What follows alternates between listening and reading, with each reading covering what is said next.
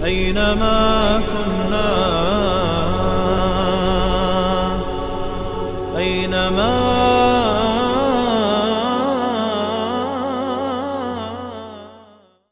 بسم الله والحمد لله والصلاة والسلام على رسول الله. اما بعد، السلام عليكم ورحمة الله وبركاته. حدیث از ابو هریره رضی الله عنه روایت شده. شماره حدیث در کتاب بخاری 477 می باشد و در کتاب مسلم 649 می باشد. ابو هریره رضی الله عنه که از پیامبر صلی الله علیه و سلم روایت می کنند، پیامبر گفتند که صلاة الجمیع تزید على صلاته في بيته و صلاته في سوقه 25 درجة، فإن أحدكم إذا توضأ فأحسن وأتى المسجد لا يريد إلا الصلاة لم يخط خطوة إلا رفعه الله بها درجة وحتى عنه خطيئة حتى يدخل المسجد. الى آخر این حدیث.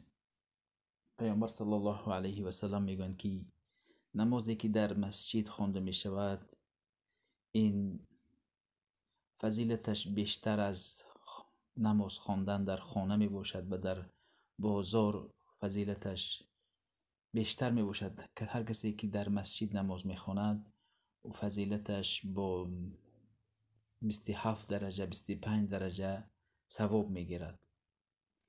شخصی که در بازارها نماز جماعت شده میخوانند یا که در خانه ها نماز را با جماعت میخوانند، آنها مثل آن شخصایی که به مسجد میروند و نماز میگذارند همچنان ثواب نمیگیرند، زیرا فضیلتی که در مسجد خوانده میشود این بهتر میباشد. پیامبر صلی الله علیه و سلم میگن که بهترین مکان، این محبوب ترین مکان برای الله این مسجد میباشد.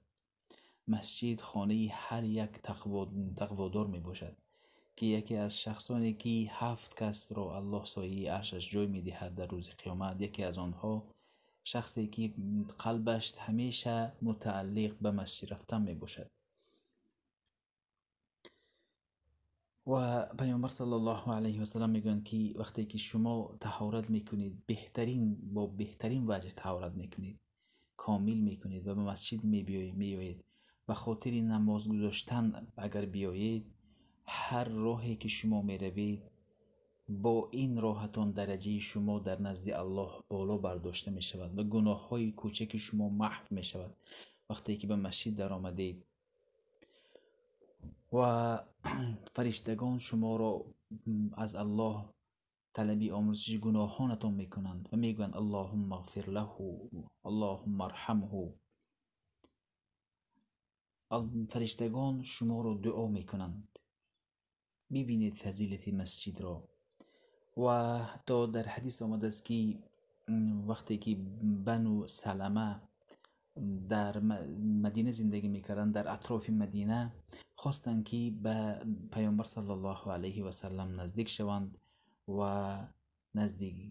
سپس پیامبر گفتند یا بنو سلمه انه بلغنی انکم تريدون ان تنتقلوا قرب المسجد. گفتند که شنیدم که شمایان میخواهید که به نزد مسجد من بیایید. سپس آنها گفتند ای رسول خدا بله. سپس پیامبر گفتند یا بنی سلمه دیارکم تکتب آثارکم، یعنی از زمان جایی که شما راه رفته می بیایید این در نزد الله نوشته می شود. شما نکوچید به اینجا. شما در اطراف مدینه وقتی که زندگی میکنید، شما گویا اینکه هم حمایه این مدینه رو میکنید، هم شما درجاتون با راه رفتن بالا می شود. هر کسی که منزلش از مسجد دور باشد، او با هر راه رفتنش درجهش در نزد الله بالا می رود و گناهش محو می شود. پیامبر صلی الله علیه و سلم گفتند بشر المشائین فی الظلم الى المساجد بنور التام یوم القیامه. پیامبر گفتند که بشارت بده شخصایی که در نماز خفتن و بامداد در تاریکی های سرد به مسجد می روند و آنها را بشارت مژده بده که با نوری کامل در روز قیامت، که در روز قیامت یعنی یک نور الله برای آنها می دهد. اعظم الناس اجرا فی الصلاة ابعدهم فابعدهم ممشى. پیامبر گفتند که بزرگترین اجر برای کسی که داده می شود آنها دورتر باشند، خانهشان دور باشد، وقتی که راه می روند آنها اجر پاداشی بسیار می گیرند. والذی ینتظر الصلاة حتی یصلیها مع الامام اعظم اجرا من الذی یصلی ثم ینام. سپس پیامبر گفتند قسم و آن شخصی که همیشه هم میخواهد که با همراهی پیامبر با همراهی امام نماز بخواند، او بزرگترین اجر را نصیبش می شود.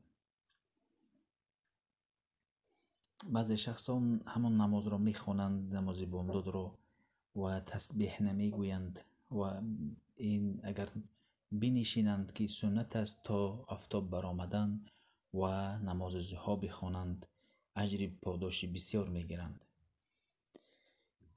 این بود درباره فضیلتی مسجد، نماز خواندن از او. در وی باید مسلمانان، جوانان پایبند مسجد باشند و کودکان خود را به مسجد برند تا که مسجد را دوست دارند.